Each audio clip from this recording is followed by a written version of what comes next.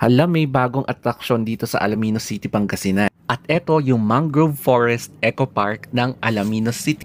Maganda siyang pasyalan kasi kakaibang environment aside from sa ino-offer ng Alaminos na 100 Islands. Tsaka may enjoy mo ang pagpunta dito kasama ang inyong pamilya o kaya ang kadate mo katulad nitong dalawang to.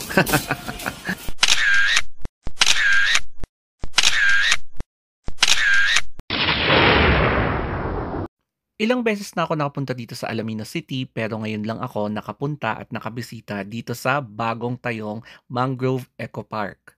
Makikita niyo sa background yung 100 Islands Eco Park din na dinadayo ng mga local at foreign tourists. Tapos, i-zoom natin etong mga bagong tanim na mangrove trees na after time, lalaki sila katulad niyan. Ayan.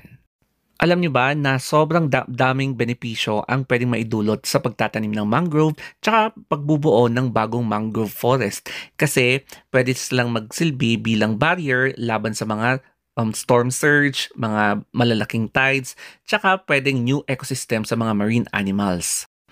Kung hindi ako nagkakamali, ang binayaran namin per head para makapasyal kayo dito is 10 petot lang. Yes, 10 pesos siya and pwede nyo na siyang lakarin etong bagong gawang pathway na concrete pathway na aabot ng at least 15 minutes walk from here sa beach hanggang sa kabila.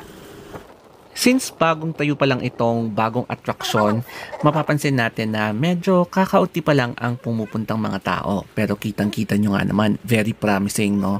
Ito yung isa sa mga pinakamagandang part sa pagpunta dito sa Mangrove Forest Area Eco Park ng Alaminos City, Pangasinan. Napaka-nostalgic at Instagrammable talaga siya.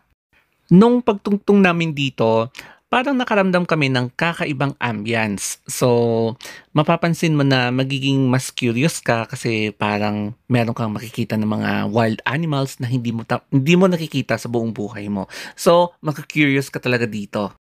Isa din to sa perfect spot na pwede kang mag-picture for your Instagram main profile picture kasi ang ganda. Kakaiba yung eksena niya, yung ambience, tsaka yung appearance niya dito.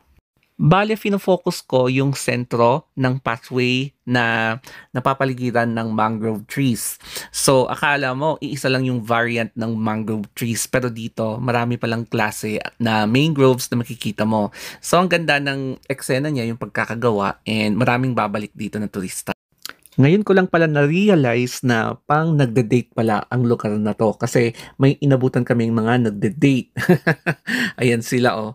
So hindi ko na lang finocus yung mukha nila. And ngayon, papunta na